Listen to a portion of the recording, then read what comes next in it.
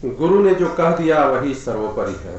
आज किस प्रकार से माता पार्वती जी भोलेनाथ जी की तपस्या के लिए जब वह मूर्ति रूप में बैठी हुई हैं और सप्तर्षि जाकर के उनको समझाने का प्रयास करेंगे और विभिन्न प्रकार से प्रलोभन देने का प्रयास करेंगे, परंतु आज के इस कथा में हमें समझने का यह बल मिलेगा कि अगर हम दृढ़ विश्वास कर लें अपने गुरु के ऊपर, अपने गुरु पर पूरी तरह से विश्वस्त होकर के जिस प्रकार की बात वो कहे हैं उसी को लेकर के चलें, तो हमें भगवत प्राप्ति होगी, हमें भोलेनाथ की प्राप्ति होगी। जय हिंद साथियों, मैं आपका साथी रघुवंश, संयोजक, विश्व का सबसे लंबा तिरंगा समिति। मित्रों, आज श्री रामचरितमानस अक्षरशः कथा ज्ञान यज्ञ के अगले दिवस में पृष्ठ संख्या 80, दोहा संख्या 77 से आगे बढ़ेंगे। अनवरत श्री रामचरितमानस की पूरी कथा जो पूर्ण करके इस चैनल पर डाली जा चुकी है, परंतु कुछ इसके अंश बाकी थे जिसको पुनः इसको प्रसारित करने का, रिकॉर्डिंग करके प्रसारित करने का प्रयास किया जा रहा है। पूरा श्री रामचरितमानस एक एक अक्षर क्या लिखा हुआ है, किसी के बातों पर विश्वास न करके, विभिन्न प्रकार से जो सनातन धर्म के विरोध में कार्य हो रहे हैं उनके विरोधियों के बातों पर विश्वास न करके आप इस रिकॉर्डिंग को भी सुन करके आप समझ सकते हैं कि पूरा श्री रामचरितमानस में क्या लिखा हुआ, क्या सच्चाई है। आगे गोस्वामी जी लिखते हैं कि ऋषि ने गौरी देखी तह कैसी, मूर्ति मंद तपस्या जैसी। जब सप्तर्षि गए माता पार्वती जी को समझाने के लिए, पिछले दिवस में हमने देखा कि सप्तर्षियों को भोलेनाथ जी ने कहा कि आप जाकर के पार्वती जी को समझाइए। अब सप्तर्षि जब माता पार्वती जी को समझाने के लिए जाते हैं तो वहां देखते हैं कि जो माता पार्वती जी का रूप है वह रूप इस प्रकार से है जैसे तपस्या ने ही मूर्त रूप धारण कर लिया हो। जैसा भरत जी जब जाते हैं प्रभु श्री रामचंद्र जी को मनाने के लिए तो उनकी भक्ति को प्रमाणित किया गया है श्री रामचरितमानस में कि जैसे प्रभु श्री रामचंद्र जी की भक्ति ने ही मूर्त रूप ले लिया हो, प्रेम ने ही मूर्त रूप ले लिया हो, वह भरत की स्थिति। आज माता पार्वती जी को देखिए कि माता पार्वती जी को ऋषि, सारे ऋषि देखते हैं कि किस प्रकार से कि वह मूर्त रूप है। अब बोले मुनि सुन शैल कुमारी, करहु कवन कारण तप भारी। अब ये सारे ऋषि कहते हैं कि हे शैल कुमारी, कौन से कारण से इतना तप, इतना भारी तप आप कर रही हैं? के ही अवराधहु का तुम चाहूं, हम सन सत्य मरम किन कहूं। तुम किसकी आराधना करती हो और क्या चाहिए, ये सारी बात हमारे सामने सही सही बताने का प्रयास करो और सही सही बताओ। फिर वो कहते हैं, कहत वचन मनु अति सकुचाई, हसी हूं सुनी हमारी जड़ताई। माता कह रही है पार्वती जी कि अगर मैं ये बात कहती हूं तो आप लोग हंसेंगे। वो सब चाह रही है, कहते हुए मन बहुत संकोच करता है, परंतु आप लोग मेरी मूर्खता सुन करके हंसेंगे। कैसे कि मनु हटु परान सुनई सिखावा, चाहत बारी पर भीति उठावा। नारद कहा सत्य सोई जाना, अबिनु पंखन हम चाही उड़ाना। मन ने हट पकड़ लिया है, वह उपदेश नहीं सुनता और जल पर दीवार उठाना चाहता है। ध्यान दीजिएगा, जल पर दीवार उठाना चाहता है। जल बह रहा है और जब बहेगा तो उस पर दीवार कैसे उठेगा, किस प्रकार से इसका वर्णन माता जी कह रही है। नारद जी ने तो जो कह दिया उसे सत्य मानकर मैं बिना ही पांख के उड़ना चाहती हूँ कि नारद जी की बात को सुनकर के अब मैं उड़ना चाहती हूँ। देखो मुनि अविवेक हमारा, चाहिए सदा शिव ही भर तारा। हे मुनियों, आप मेरा ज्ञान तो देखिए कि मैं सदा शिव को ही पति बनाना चाहती हूँ, भोलेनाथ को ही मैं अपना पति बनाना चाहती हूँ। ये मेरा अविवेक सुनिए। सुनत वचन विहसे ऋषया, गिरि संभव तब देह। नारद कर उपदेश सुनी, कहूं बस्यूं की सुगेह। पार्वती जी की बात सुनते ही ऋषि लोग हंस पड़े और बोले, तुम्हारा शरीर पर्वत से ही तो बना हुआ है, पर्वत से ही तो उत्पन्न हुआ है। भला कहो तो नारद का उपदेश सुनकर आज तक किसका घर बसा है?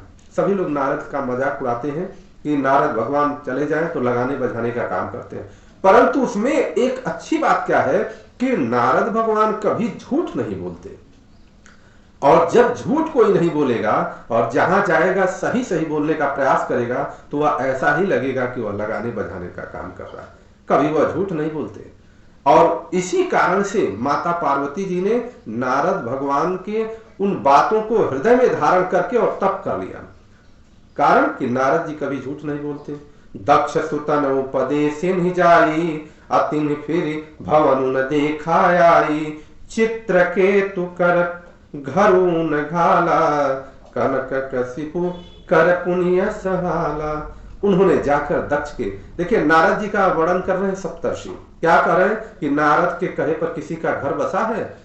उन्होंने जाकर के दक्ष के पुत्रों को उपदेश दिया था, जिससे उन्होंने फिर लौटकर, हुआ क्या था कि दक्ष जी को जब पुत्र जितने भी होते थे, नारद जी जाकर के नारायण जी का उपदेश देते थे तो वह सारे वैरागी बन जाते थे, वह गृहस्थ में नहीं आते थे, वैराग्य कर लेते थे। उसी का वह उदाहरण दे रहे हैं। और फिर कह रहे हैं चित्रकेतु के घर को नारद ने ही चौपट किया। फिर वही हाल हिरण्यकशिप का हुआ। हिरण्यकशिप का सभी लोग जानते हैं। हिरण्यकश्यप का जो प्रसिद्ध नाम है कि वह देखिए प्रहलाद जी को नारद जी ने ही संदेश दिया था, नारद जी ने ही उपदेश दिया था कि नारायण का जाप करो, नारायण का ध्यान करो, वही कल्याण करेंगे। और हिरण्यकश्यप का वध हुआ। ऐसा वो उदाहरण देकर के माता पार्वती जी के विचारों को समझने का प्रयास कर रहे हैं। नारद सिख जे सुनहि नर नारी, अवसी होई तज भवनु भिखारी।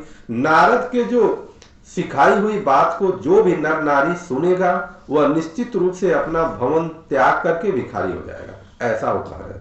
कारण कि उनको ज्ञान हो जाएगा। देखिए ये तो मैं अपना आशय कह रहा हूं, लेकिन वो तो समझाने का, उनका परीक्षा लेने का प्रयास कर रहे हैं कि नारद अगर ऐसा कह देंगे तो भवन छोड़ के भिखारी हो जाएगा। इसका अर्थ यही होता है कि नारद जी जब कहते हैं किसी को तो उसको मोह माया मद मत्सर सबसे वह छोड़ करके वह केवल हरि के शरण में चला जाता है, जिससे ये सारी माया उसको जो खत्म होना है, नाश होना है, उसके फेर में नहीं रहता। ये नारद जी की अच्छी बात है, परंतु उसी को आधार लेकर के और किस प्रकार से सप्तर्षि माता पार्वती जी को समझाने का प्रयास कर रहे। फिर मन कपटी तन सज्जन चीन्हा, आप सरिस सब ही चढ़ कीन्हा।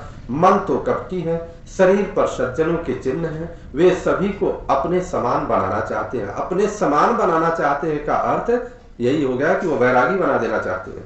तेह के वचन मानी विश्वासा, तुम चाहूं पति सहज उदासा। उनके वचन को तुम विश्वास मान करके और ऐसे उदासी पति को चाहती हो जिसके अंदर कोई रस नहीं है, केवल और केवल वो समाधि में बैठा रहता है, ऐसे पति चाहती हो। सप्तर्षि जब ये बात कहते हैं और भी कह रहे हैं कि निर्गुण नीलज कुबेश कपाली, अकुल यगे है दिगंबर ब्याली। निर्लज बुरे वेश वाला, नर कपालों की माला पहनने वाला, कुलहीन, बिना घर बार का, नंगा और शरीर पर सांपों को लपेटे रहने वाले व्यक्ति को तुम पति के रूप में चुनना चाहती हो। कहूं कवन सुखवस बर पाए, अभल भूली हूं ठग कह बौराए। पंच कहे शिव सती विवाही, पुण्य वडरे मराए निचाई। ऐसे वर के मिलने से कहो तुम्हें क्या सुख होगा। तुम उस ठग के बहकावे में आकर खूब भूली। पहले पंचों के कहने से शिव ने सती से विवाह किया था, परंतु फिर उसे त्याग कर मरवा डाला। सभी लोगों ने कहा तो शिव ने सती से विवाह किया और फिर उसको मरवा डाला पंचों ने। अब सुख सोवत सोचु नहीं, भीख मांगी भव खाही। सहज का किन्ह के भवना, कबहु किनारी खटाई। अब शिव को कोई चिंता नहीं रही, भीख मांग कर खा लेते हैं और सुख से सोते हैं। देखिए यहाँ कितनी अच्छी बात है। अगर रहस्य भी बताया जा रहा है और शिव जी के प्रति वो भड़काने का भी प्रयास कर रहे हैं, परीक्षा लेने का प्रयास कर रहे हैं। कारण कोई चिंता नहीं है, भीख मांग कर जहां भोजन मिल जाता है खा लेते हैं, लेकिन उसी में एक शब्द जोड़ देते हैं सप्तर्षि कि सुख से सोते हैं। मतलब जिसको निद्रा सुख से आती हो उसी को माना जाता है कि सबसे आनंदपूर्ण जीवन व्यतीत करता है। ऐसे स्वभाव से ही अकेले रहने वालों के घर भी भला क्या कभी स्त्रियां टिक सकती हैं। अब ये समझा रहे हैं और फिर आगे गोस्वामी जी ने कितनी सुंदर रचना रची है। अगर इसको हम समझ लें कि केवल और केवल अपने जीवन में उतारने की एक रचना समझ लें तो भी हमारा जीवन श्रेष्ठ हो जाएगा। अजहू मानऊ कहा हमारा, हम तुम कहूँ बरुनी के विचारा। अति सुंदर सुचि सुखद सुशीला, गावहि वेद जा सुजस लीला। अब वो कहते हैं मेरी बात को आप लोग मान लीजिए। माता पार्वती जी से कह रहे हैं कि मेरी बात को आप मानिए, क्या कि मैं बहुत ही सुंदर सुशील सुखद और ऐसा वर मैं दिलवाऊंगा कि जिनका वेद पुराण उपनिषद सब लीला गाते हैं, ऐसा वर मैं दिलवाना चाहता हूं। दूषण रहित सकल गुण राशि, कोई दोष नहीं है, सारा का सारा केवल गुण ही है। श्रीपतिपुर वैकुंठ निवासी, और श्रीपति लक्ष्मी का स्वामी और वैकुंठपुरी का रहने वाला है।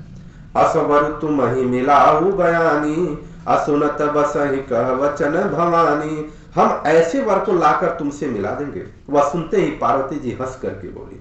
अब यहाँ पर हमें समझने की आवश्यकता, कितनी श्रेष्ठ विचारधारा माता पार्वती जी की थी, और उस विचारधारा को ही लेकर के आज सनातन धर्म की माताएं बहनें सभी लोग पार्वती जी की पूजा करती हैं। कारण पार्वती जी अब कह रही है कि सत्य कहूं गिरि भव तनुएहा, हठ न छूट छूटे बरु देहा। आपने यह सत्य ही कहा है कि मेरा यह शरीर पर्वत से उत्पन्न हुआ। पर्वत से जब शरीर उत्पन्न हुआ है तो फिर क्या, इसलिए हट नहीं छोड़ेगा, माने जड़ है, वहीं पर एकदम डटा रहेगा। जिस बात को मान लिया उसी बात पर रहेगा। कन कौं पुनि पशान तय होई, जारे सहजुन परिहर सोई। सोना भी पत्थर से ही उत्पन्न होता है, इसका ध्यान देने की आवश्यकता है। वह जलाए जाने पर भी अपने स्वभाव को नहीं भूलता, अर्थात सुवर्णत्व को नहीं भूलता। पत्थर से ही वो उत्पन्न होता है सोना। अब माता पार्वती जी का संदेश देखिए। नारद वचन न मैं परिहरऊं, अबसऊं भवन उजरऊं नहीं डरऊं। मैं नारद जी के वचन को नहीं छोड़ूंगी। नारद जी अर्थात नारद जी उस समय गुरु के रूप में पहुंचे थे, और गुरु के वचन को जो पूरी तरह से आत्मसात करके दृढ़ निश्चयी हो जाए तो उसका केवल और केवल भला होगा। तो वह कह रही है कि मैं नारद जी के वचन को नहीं छोड़ने वाली।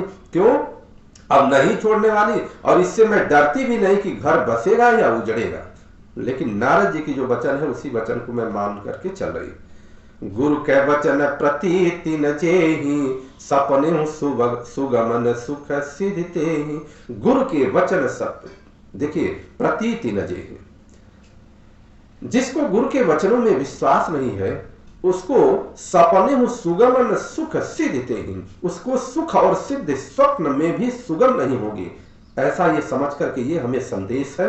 इस संदेश को अगर हम समझें तो फिर श्री रामचरितमानस, श्री राम कथा या श्री राम की भक्ति का हम मान रख पाएंगे। अन्यथा ये तो केवल कहानी कहते रहेंगे, सुनते रहेंगे। बहुत लोग कहे और बहुत लोग कह के चले गए, आए गए। किसी को उसी को केवल और केवल श्री राम का और प्रभु श्री नारायण का पद मिला है, उनका चरण चिन्ह मिला है कि जिन्होंने इस पर अनुसरण करने का प्रयास किया।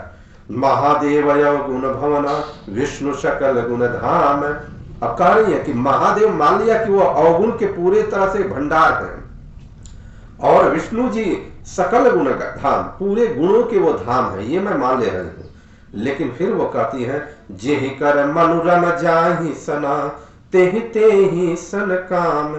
पर जिसका मन जिसमें रम गया उसको तो उसी से काम है, दूसरे से क्या लेना देना। बोलिए माता पार्वती की जय। इस प्रकार से माता पार्वती जी ने जो श्रेष्ठ विचार रखा, उस श्रेष्ठ विचारों के सामने किस प्रकार से सप्तर्षि नतमस्तक होंगे और उन्हें आगे किस प्रकार का संदेश देंगे, आगे अगले दिन। आप सभी लोगों का दिन शुभ हो, मंगल हो।